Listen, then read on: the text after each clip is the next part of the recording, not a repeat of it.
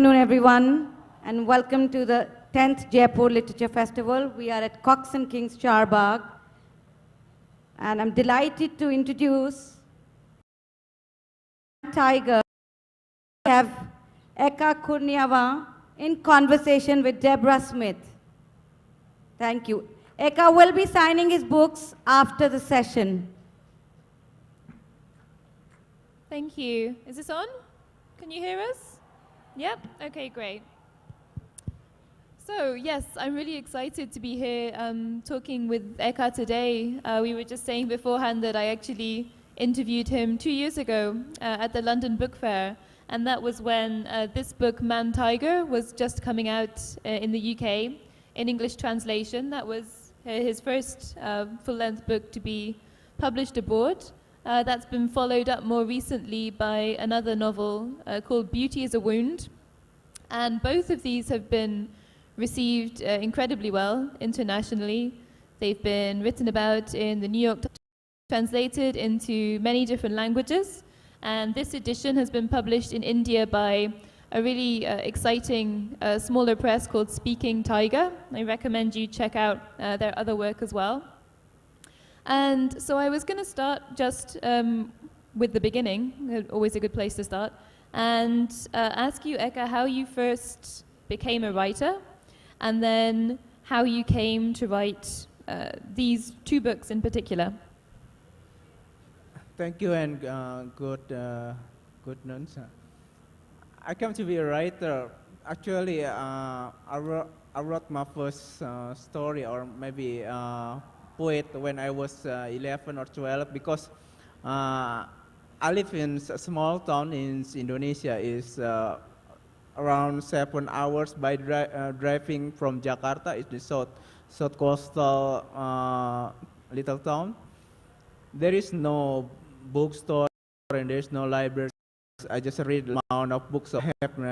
There is nothing I can do. I just write my own story because I want to read something. So I just make up my own story. But it's kind of like a hobby and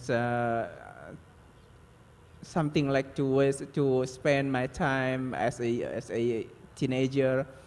And then so when I moved to Yogyakarta, it's kind of a bigger city, and I found a good library in university. I tried to read a lot of novels from maybe around the world, Russian novel, American novels, Latin American novels. So I tried to think about literature seriously.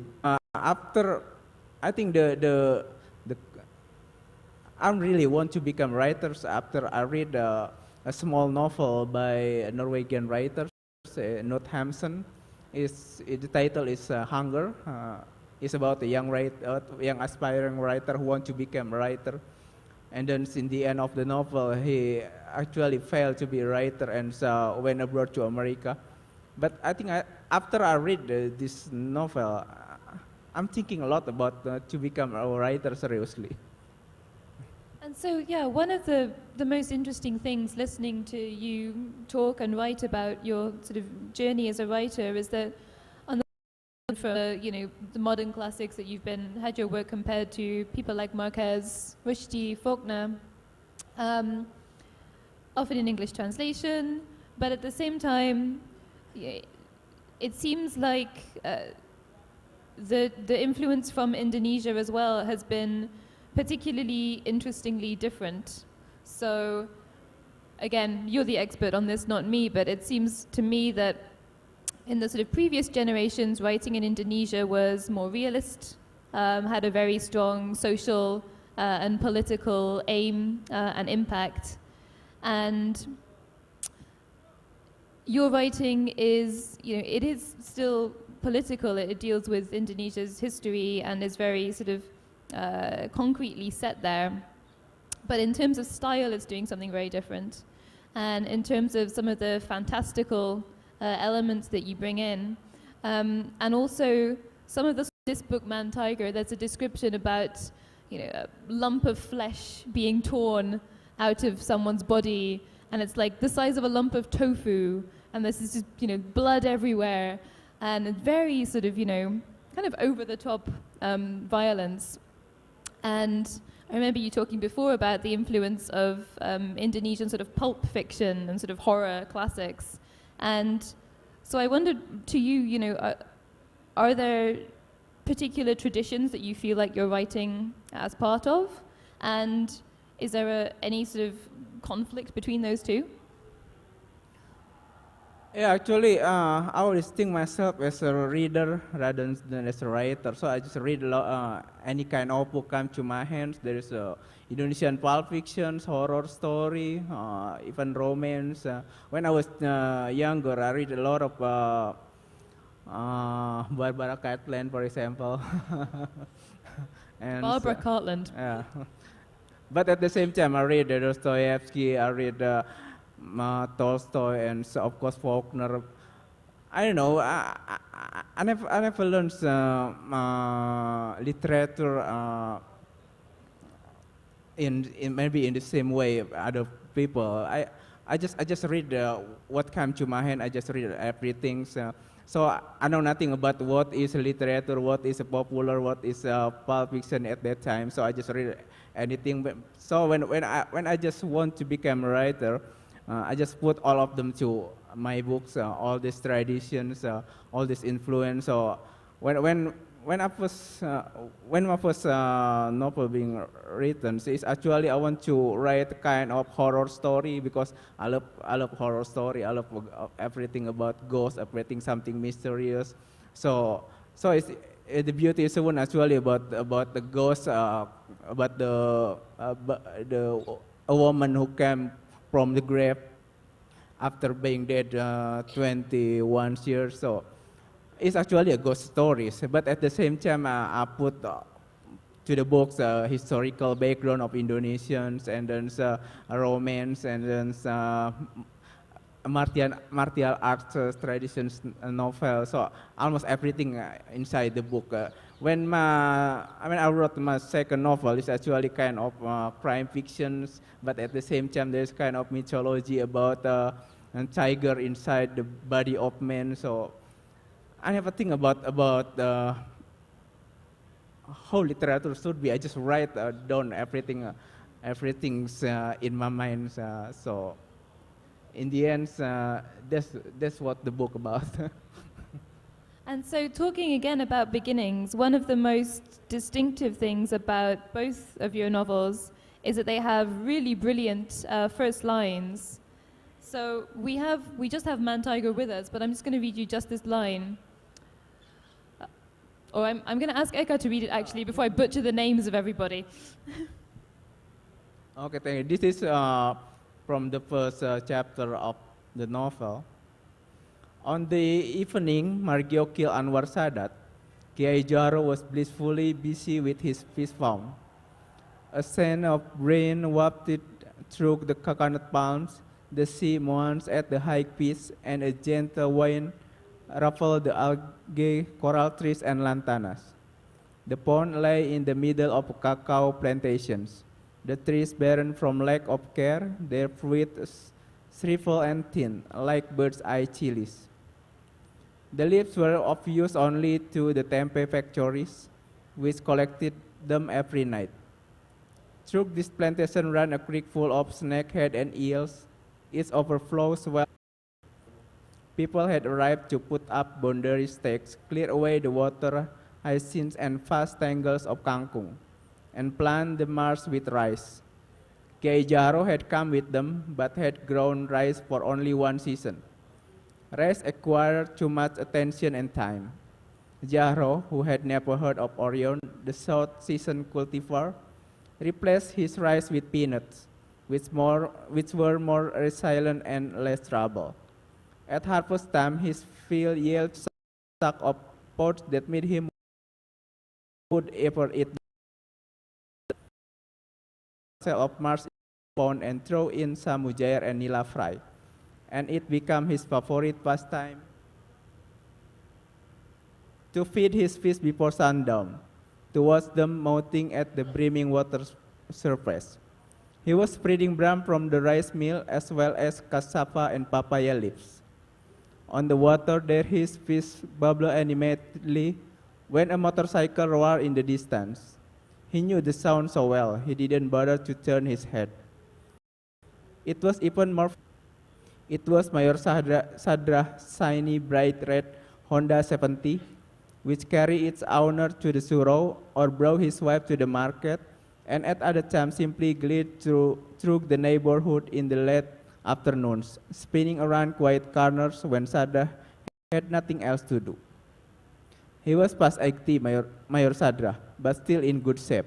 He had retired from the military many years ago, but every Independence Day stood among his fellow veterans, given him Heroes Cemetery as a reward of his service, something he described as an invitation to die quickly. He swerved on his motorcycle and halted by the dike. After killing the engine, he waved his smoke about which, for without her, he would not feel like himself. Jahro did not look up until Mayor Sadra stood by his side. They talked about the previous night's rainstorm, which fortunately hadn't come during the Herbal Tonic Company's film screening at the soccer field, although it must have nearly broken the hearts of every pond owner. A similar rainstorm had come months ago, lasting one whole week. The creek, normally more mud than water, rose 6 feet, sweeping hosts of geese downstream until the ponds around it disappeared. Their children disappeared almost entirely. When the water subsided, all that was left were snails and the stems of banana plants. Jahro looked at Mayor Sada and said he had prepared some nets to cover his pond. Children who how to read the Quran at the surau jumped off just in time to stop the bike hitting the cars. Like a horse that Margio had to lead the funeral prayers, for this had been one of his duties this past year. By God, said Mayor Sadra. For a moment, they exchanged baffled glances, as if it were a joke they couldn't understand. This afternoon, I saw him carrying that war relic of an old rusty samurai sword. Darn kid, I hope he didn't get it back after I'd confiscated the damn thing. He didn't, said Masoma. The kid beat through his jugular. Great, thank you. And so the most sort of astonishing thing about that is in the first line we're told a murder has happened, we're told who was killed, and we're also told who killed him. So it kind of takes away, it's not a whodunit, because we know who did it, but at the same time it is a crime novel, and like the other novel as well, Beauty is a Wound, it's very suspenseful. It's a very sort of strong narrative thrust. You want to keep turning the pages. And in that sense, it feels actually more entertaining than a lot of sort of more contemporary literary fiction can be. And so I wanted to ask you, why did you want to tell the reader in the first line who has killed the other person? But also, how do you sort of plan the whole book when you begin? Do you start with that one line and then come up with the story, or do you know when you first start writing how it's going to end and you have it all planned out? Yeah, usually I come up with the first line, but at the other time maybe it's just a small idea. But usually I have no kind of plan to write something. It just kind of just I write down everything, and then I look back again to the what I just wrote, and then rewrote again, and yeah, it's I think the act of writing is more like a rewriting the stuff. So it's when I did it, I found the shape of the novel, even the story. So when I wrote, for example, this novel, Man Tiger, I just know that Margio killed Anwar Sadat, but at the same time, I don't know why Margio killed his neighbors. I think I placed myself as the reader at the same time as a writer. So I just try to find out why Margio killed his neighbor. So So I think it's kind of journey for me. So I try to create all the possibility. At the same time, I start to look to his background, the Mario background, and then at the same time, the background of his victims, the family, the neighborhood, and the social interaction. So, yeah, I think the crime fiction is not only about who murder whom, but I think the most important thing I think is the motive of the murder itself. I think it's always not involved about the individual, but I think there is a kind of aspect, social aspect of the Yeah, events. I think definitely for me, Man Tiger does, what the best crime fiction does, which is to really sort of get under the skin of a community and a family and sort of digging into secrets in the past and why we behave the way we do, which is often a mystery, even to those of us who are doing it. And so the other novel, Beauty is a Wound, we don't have it with us, so we're not exactly sure what the first line says. But it's something along the lines of, after 20 years of being dead and in her grave, Dewi Ayu rises up. She is resurrected. And the novel progresses from her sort of resurrection to her death. And compared to Man Tiger, it is longer. It is very digressive and very sort of goes off on all these little subplots and has so many characters. It covers a sort of sweep of Indonesian history from the Japanese occupation, communism, independence, Suharto, and all of this sort of family history at the same time as history of a nation. And I heard a quote once about, there are two types of writers. There is the writer who writes pretty much the same book again and again. And there is the kind of writer who writes a very different book. That was a conscious decision on your part. Do you want to try and write a very different type of book each time? Yeah, it's intentionally because I think it's kind of shameful to copy myself. So I rather to copy the other writers rather than to copy what I really have done before. So I think other possibility, the other theme, because if I have already published or wrote one particular novel, I think it's kind of I want to find another place, another to discover another thing. So uh, stylistically or in theme, almost anything. I want to make something something different.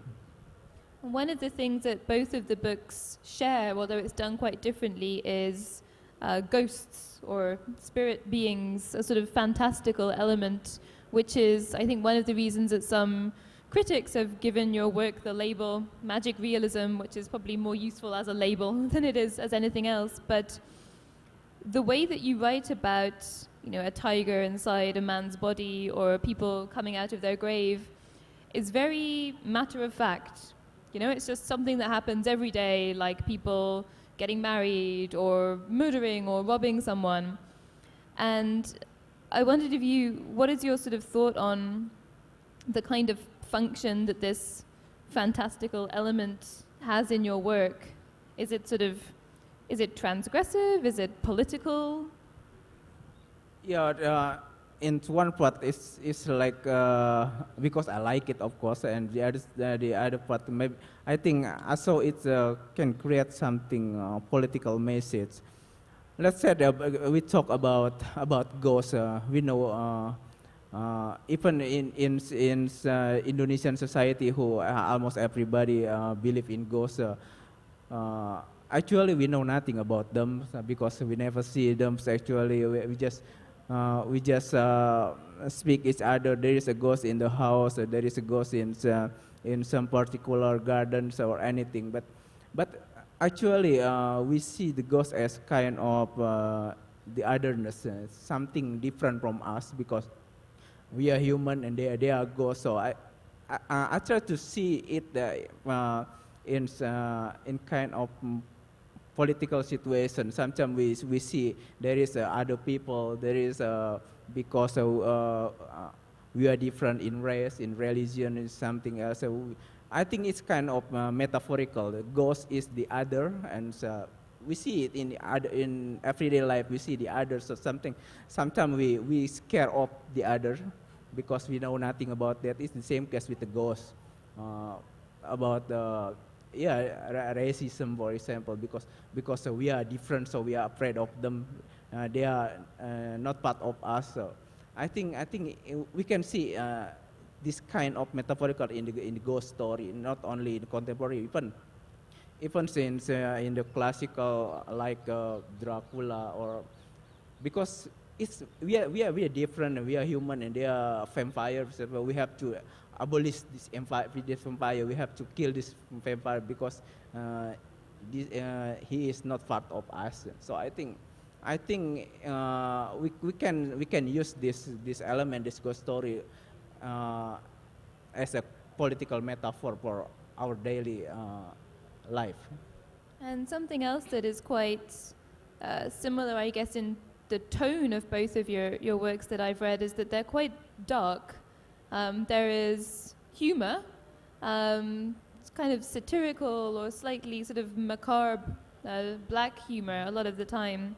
But also, there is a lot of violence. There's a lot of sexual violence in particular. And as a reader, sometimes that makes you feel quite uneasy, quite unsettled to be reading that kind of book. And so I wondered then, are you intending that the reader of course, to be entertained at one side, but at the same time, when we deal with something like violence, rapping, I want the reader to be, of course, to be annoyed. So he or she will be annoyed too in the real life. But at the same time, put almost everything, the violence, the grotesque, the humor, the dramatic. I think I was influenced very performance. It's the repertoire is from Mahabharata or Ramayana. I don't know how people here to read or saw the Mahabharata, but in Indonesia it's always a kind of entertaining, but at the same time is and some part is very dark, very violent because there is a war scene, for example, there is a fighting scene, but at the another episode, for example, there's kind of grotesque humor and almost everything in the performance. Usually, if you watch the show continuously, it will be maybe 7 nights in row. So it used to be entertainment too, because it's not easy to catch the audience in 7 nights. So it will be a kind of sometime in the first night it will be a kind of dramatic, and the second night is full of humor, and the third night will be a fighting scenes and anything. So I learned a lot from the performance too, and influencing most for the books. And I wanted to ask as well about your relationship with various languages. So you're speaking to us in English. You wrote your books in Bahasa Indonesian. But I believe that you also grew up speaking some of Indonesia's other languages as well, right? And Indonesia has hundreds, possibly, of languages. There is, if I'm very correct, it's maybe 500 languages. But I only speak in Japanese and Sundanese. That's two major languages in Indonesia. And then, of course, Indonesians. Maybe it's more like in India here. And there is a lot of language. Every territory have its own language. But obviously in Indonesia, there is Indonesians. It's actually new language. Maybe officially around a decade, a century, half of century. It's the same years when Indonesian Independence Day. Uh, I think the good thing is Indonesian have one particular language, Indonesian, but at the same time is almost all literature written in Indonesian. But at the same time, we kind of lost all local literature tradition because almost every writer now write in Indonesian because of pragmatical approach. So for the book, really, but I hope I can read another language in the near future. Do you have a particular language you would like to learn? I'm learning French right now, and I hope can read it in the near future. Okay. And so, given that you can and do read in English, what is the sort of process like when your books are translated into English? Do you read the translations? Do you Yeah, edit quite closely? yeah. Of course, the translator did the translations, and so every chapter he or she did. There's a two translator actually. The Man Tiger and The Beauty is one translate by two different translator.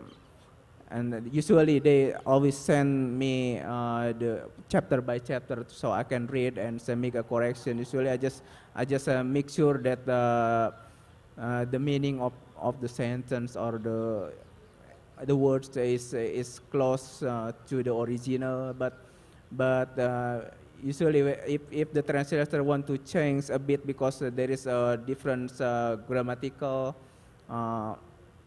situation, so we can discuss it which one is more closer to the others. And in the interest of naming the translator, which we should always do, the translator of Man Tiger is Labodali Sembiring, and Beauty is a Wound was Annie Tucker. And so I also wanted to ask, while we're just talking about translation, when you are reading foreign literature in English, is that a personal preference, or is there really not much translation into Indonesian? Why I'm reading Yeah, English? so if you read, even classics like Marquez, have they been translated into Indonesian, or are they only in English? In a few years, there is a lot of works translated into Indonesian. But in 90, when I was student in university, it's very limited works word literature translated into Indonesian. But I don't know. I just attend university. I study philosophy in the university, but sometimes philosophy is so boring. So So it so I is. just run out to a library and want to read some novels. So I just sit down and take random books, anything. I just sometimes I put the I take Dostoevsky. I read anything come to my hand, so I just read. I just a little bit lucky. I can read it in English, so I just sit down and read anything, and then it's many years before I decided to become a writer. So. And so now that your novels have been translated into more than 20 languages, I think, throughout the world, what about within Indonesia? Are they translated into any other Indonesian languages? No, Or- it's sadly in Indonesia there is only Indonesian edition. There is no Sundanese, there is no Japanese. I think it's the bad thing in Indonesia. Okay, so what about, do you have any idea of how the reception has been different between, I guess, you've been to the Frankfurt Book Fair, you've probably, I think, been to Italy and maybe some other countries that have published your book in translation. Do you get any sense of different countries reading your books differently? Yeah, in Indonesia itself, the books now is very different because Beauty published a long time ago is the Beauty is a Wound published in 2000 and Man Tiger published in 2004. So it's 14 years ago. So it almost never reprint in Indonesia for whole years. But after after the book published in English and then other language, it's in 1 year reprint almost 10 times. So it's something surprise for me and for my publisher too. And now everybody want to read because it's being translated into English. Yes, I've certainly seen that happen with other languages as well. So now that I guess that the book has been internationally successful and you are kind of, one of the few Indonesian writers, contemporary writers who people will have heard of and will be reading in English and in other languages around the world, do you find that you are, that people are reading you or seeing you as, kind of representing Indonesia in a sense? Is that a burden that you feel? No, I can to see particular to see not as for I think it's easier for writer to see himself as just a sole writer because I think in Indonesian, for example, is so very huge, very very it's not easy to be represented by one particular writers, of course. Or even to represent, Indonesia, like India is a Yeah. country that it's incredibly difficult to imagine, what idea of Indonesia you would be Even- representing. I think even my novel can represent it myself too. Yeah. So just before we move on from translation, given that we are here, have you read many Indian authors in English, I guess? Yeah, I read a lot of time ago. I think the first, of course, my first encounter with India is Mahabharata and Ramayana. I read the novelization of the epic, and then I saw the story. I watched the story in the wayang performance, and then of course I read Rabindranath Tagore. A lot of short story written by him, and I don't know. Is Salman Rushdie is in Indian or you British? I don't know, but I read Arundhati Roy of course a few years ago when her first novel came out, and of course the Indians culture itself is a very influencing in Indonesia. Indonesia is kind of even Indonesia name itself is something wrong world. Yeah. And so I was also really excited when I was just researching before this to hear that you have, I think it's 2 novels coming out. One that you've just written in Indonesian, a new one, but also a new English translation that's coming out from New Directions this year. So could you tell us a bit about the one that's been translated first, and then also the one that you've just written? Actually, those 2 books is the same project. I did them for almost 10 years. But in the end, I split them into 2 different books. The first book, Macet novel, is come out in Indonesia in 2014 and will be published in English this year. The title is Vengeance is Mine, All Other Pay Case. It's a more compared to my first 2 books, Man Tiger and Beauty is a Wound, it's more contemporary and more urban setting. It's about a small boy, a little boy, maybe 11 or 12, who watch 2 policemen raping a crazy woman, a widow. And then these 2 policemen catch this boy, and then ask this boy to join this rapping, but the boys didn't want. And at the same time, for the first time after that happened, the boy can get erections. So for the whole life, he want to can make his sex to be erection again. So it's problem of masculinity, and for example, it's the violence culture in Indonesia in 80s and 90s. yeah, this little boy grow up as a kind of fighter because there is nothing to do with him as a man because he can satisfy woman or anything. So he turned himself to become a fighter in the street, and then one day he killed a man and going to jail, and after that he tried to learn from his destiny from his genitals, and I think and he thinks that maybe his genital teach him something to be stop for all the violence, to stop to become a kind of sophistic mode. So he try when he released from the prison, he become a track driver who the landscape is more violence, but he want to be involved in that. So it's kind of coming to age novel. And the other ones is it's the same is a more contemporary, more urban setting, but it's more wider landscape because there's a lot of story. It's actually a fable, half of fable because I thought about the monkey who want to become a man because.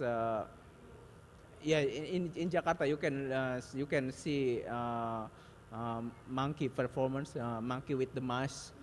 So I try to imagine that this monkey wants to become a man. So he tried he teach himself to become a man with this performance. So, but at the same time I try to show the picture of Jakarta urbans and the political social situations in the wider scope rather than first one. You've written things as well, right? Have you written some short stories? Have you Yeah. written a graphic novel? Yeah, As when I was student, I wrote the graphic novels, but I think I stopped now in the maybe because it's not easier to publish a graphic novel. It's the industry is not already in Indonesia, and then we have to spend a lot of time to drawing to anything. So I switched myself to writing because it is easier. You just need a pen and paper. I read my second novels in handwriting because I just moved from Yogyakarta to Jakarta and have nothing. I just only have two books and have blank paper, so I just read it in handwriting. That's fascinating, actually. The book that I translated called The Vegetarian, the author also wrote that by hand because she damaged her wrist, probably typing too much. So that's coming out this year, 2017 now. Do you have any idea of what you might be writing next? Not yet. But I think after wrote for novels, maybe especially this year, I take a rest for a while and think about another idea. But nowadays, I'm writing a movie script based on mature novel. It will be directed by Indonesian director, a young Indonesian director.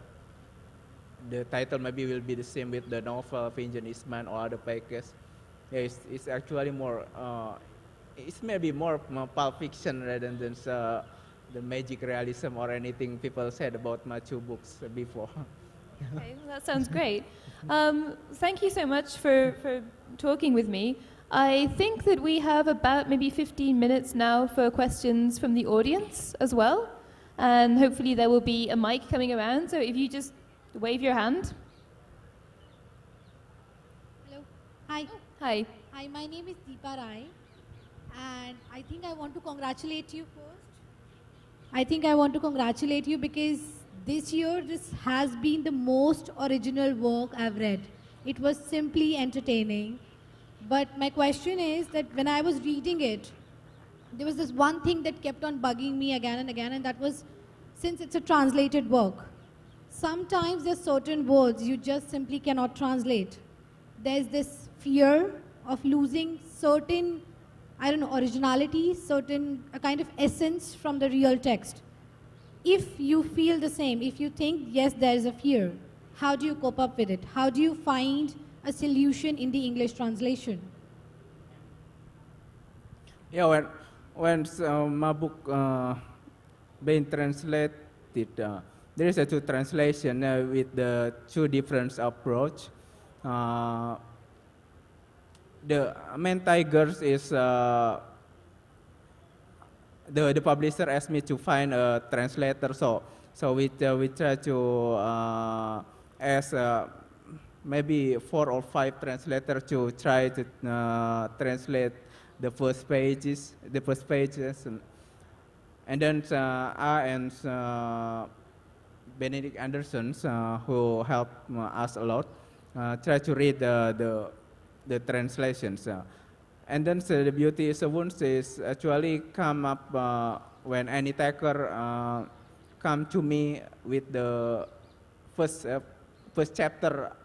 She already translate first chapter. I read at both of them at the same time. Yeah, at the same time, when I read this translation, at the first hand, I read like it the English I used to read in novels, because I read a lot of novels in English translation or in English original language. So when I read Annie and Dali Sembiring translation, I found that it's English written, so I'm familiar with. But at the same time, I know the story is mine. The sound is similar to me, so I think it's a good thing for me to choose them to continue the translations. Yes. After reading to your book, myself is Umesh Prasad Singh, and I teach English literature, and also I am a creative writer. When you translate a work, it is a sense of transliteration which matters. It is translation and transliteration both. But with respect to murder, etc., which you have mentioned in your book, that reminds me of T.S. Eliot's Murder in the Cathedral. He was a great modern writer. But what I would like to know from you, the psychological effect which comes into the mind of a person. With that respect, if you would just like to throw some light on it, for the sake of clarification, the psychological impact which plays a very important role in any novel or any writing, in your text, in what way you want to address to the psychological aspect? So, do you think that a book like Man Tiger, are you writing a kind of psychological fiction as well? So you're not interested in who's killed, but why, and sort of really getting into the mind of why somebody would murder another person? Yeah, actually, the book, the idea of the book, it comes from the real events a long time ago. There is a murder in the small towns. Actually, after I wrote my first novel, I want to write something very different. I want to write a kind of, it's not a novel, but a kind of a journalism based on this event. But after I tried it, maybe I was too lazy to interview people, to meet the murderer, to see the whole facts. So I abandoned that idea, but to write journalism, because that time I worked maybe for a year as journalist, and I read some books like Cold Blood and Hiroshima, and I want to write something like that. But at the end, I turned the idea into a novel, and combined with the other thing I want to write. For example, the mythology of a tiger inside a man. So yes, at the same time, it's actually basically it's a crime fiction, but at the same time, I put a lot of psychological insight into the story, because when we know who the murderer and know who the victim. In the end, we try to know what the motive inside of the murders itself. So we can help to just to see the social situation and the physiological situation of the characters. Okay, anybody else with a question? Yeah, please. Apa kabar, Eko? My question is, there is a resurgence or a wave now of Wahhabi type Islam slowly getting more prominence in Indonesia, and groups like FPI, who often boycott or close down, this is as they have been for the past 20 years or so, to write on different subjects in Indonesia. So, is there any Mungkin kind saya of bisa dalam bahasa self- Indonesia ya. censorship? Ya, jadi pertanyaan saya, apakah gerakan dari Wahhabi Islam Wahhabi dari Saudi akan punya dampak negatif terhadap industri penulis khususnya yang gaya FPI? Until now, there is no direct treatment to book industry. Maybe because they never read books. so I think Indonesian culture because in the movie. Even the discussion, the public discussion like this, if we discuss something controversial like communism or the tragedy of 65, or even about the religion, for example, about Shia, about Ahmadiyya or anything that the FPI didn't like them, so maybe it's not easy to speak publicly in like this. But if we talk about book, usually the book is kind of like I said, it's a sanctuary. We can write anything. There is no censorship. Maybe because the extremists never read books, the government never read books too. So I think it's a good time now, but I don't know in the near future. Okay, anybody else? I think we have maybe just a few more minutes. Do we have maybe just time for one more question? If anybody has something burning, otherwise I will ask something really quickly if that's okay. So kind of just following on from what you were just talking about, you know, especially Beauty is a Wound is addressing a lot of Indonesian history, things that are still maybe not necessarily talked about in one way. People have different ideas, different interpretations of what was history. And do you feel like you're part of a new generation of writers who are trying to be sort of political or to write about Indonesian history in a very different way? Yeah, I think it's the novel basically. I never said that the novel is a kind of historical novel, but rather than a novel about history, a novel about what we think about history. So yeah, the novel of course deal with the Indonesian history, but at the same time is full of very different perspectives. There is a central even in about Indonesian Independence Day. In the official Indonesian Independence Day is August 17, but in the novel is the 23rd because the news about Independence Day come too late to the town, and people in the town just believe the Indonesians is being independent in 23rd. So every year they commemorate that day as Independence Day. It's different from the other part of Indonesia. So it's kind of a different perspective, different history of every town, every characters in the novel. Okay, so I'm just going to close really quickly by saying that, you know, for me, I think for a lot of us as well, the reason that we translate, the reason that we read literature in translation in the first place is to come across something that is fresh and original and feels distinctive and gives us that sort of shock of the new, which the novel is always supposed to do. And so in a very blatant plug, if you buy either of these books, I really think that you will not be disappointed in that sense of coming across an incredibly distinctive and important new voice. And so I think we should say thank you to Eka for spending his time with us. Thank you.